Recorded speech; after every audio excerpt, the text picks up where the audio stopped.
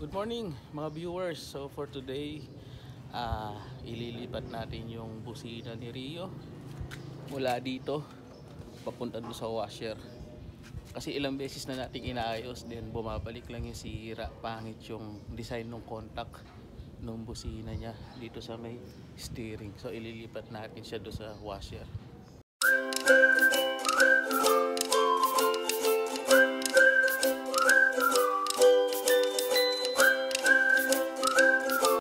So ito, try natin.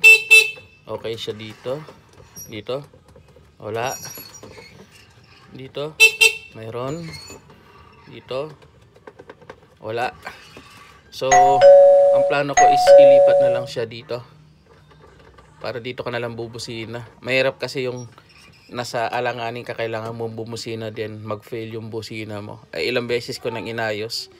Pangit yung contact point niya. Naglulus siya. Maka-4 na beses ko nang inayos, din bumabalik yung sira, pangit yung design. So dito na lang ililipat, itatap natin dito sa switch nitong yan, switch nitong wiper, yung washer switch. Yan, dyan natin ililipat. Okay, so ang unang gagawin natin is babaklasin natin itong cover, steering wheel cover. May mga tornilyo yan. Tapos itatap natin yung wire, tatanggalin natin siya doon sa linya ng busina papunta dito sa steering wheel. Itatap natin siya dito sa linya dito sa may washer switch. Mechanism ng busina ni NWOW at kung bakit siya nagfe-fail. So dito sa steering wheel niya sa taas, yan yung busina. Makikita nyo yan, may mga contact point yan. Pag pinepress mo yung ito, nagdidikit yan, yun ang nagbubusina. Kaso yung nagsusupply ng kuryente niyan is nanggagaling siya dito.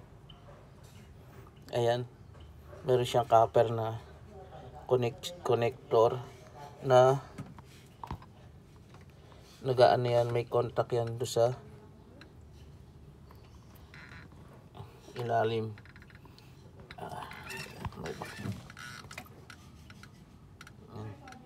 Meron siyang copper na contact. Then nandito yung pangalawa. Yan yung pangalawa. Then makita nyo yan, may contact din yan sa ilalim. So sa contact na yan, sa katagalan is naglulus contact dyan sa copper na ring. Kaya hindi siya umaandar. Try ko pakita. Yan yung copper ring na yan. Naglulus contact siya dyan. Kaya minsan pag binusina mo, hindi siya aandar. Kaya ang gagawin natin, mula dito sa mga yan, terminal na yan, at saka dito sa isa, yan, gagawa tayo ng linya. Then i-connect natin siya dito. Para pag bubusina ka, lift up mo to, magkakaroon ka ng busina na hindi naglulus. Okay, try natin. So ayun, na-trace ko na. Ang connection ko is mula dito sa side na to ng busina. Then ang connection niya para sa switch is itong blue wire na papunta dito sa washer. Yan, nakakonekta yan sa yan, para sa washer. So pag pinrest up mo ngayon to, yan, may busina ka na. Pero ito nagwo-work pa naman ito, hindi ko tinanggal. Nagdagdag lang ako ng switch dito. Okay. So i-wrap up na natin ito. Sasara na natin. At least meron na tayong busina na hindi na maglulus. So ayun, na ibalik na natin lahat. I-try ulit natin. Ayan. Then pag pinindot ito, tapos ito meron dito. So hindi nawala yung busina natin dito. So,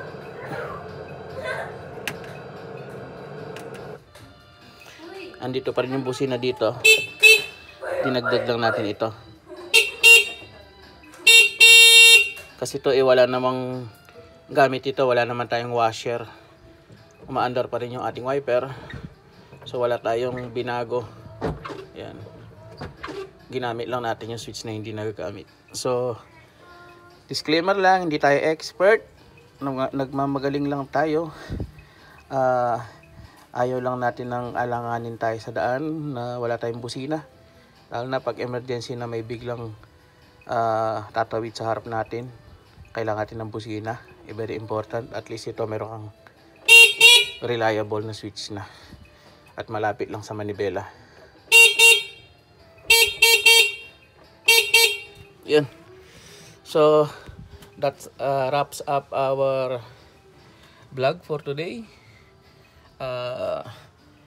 Kung di pa kayo nakasubscribe sa akin, pakipindot yung subscribe para ma-alert kayo sa mga future vlogs natin. At ito pala, yung ating sa reverse cam, may switch na. Ayan. So, ayan. So pag pinatay natin yung switch, ayan, babalik siya sa radyo. Pag pinindot natin yung switch, pag umaatras ka, ayan.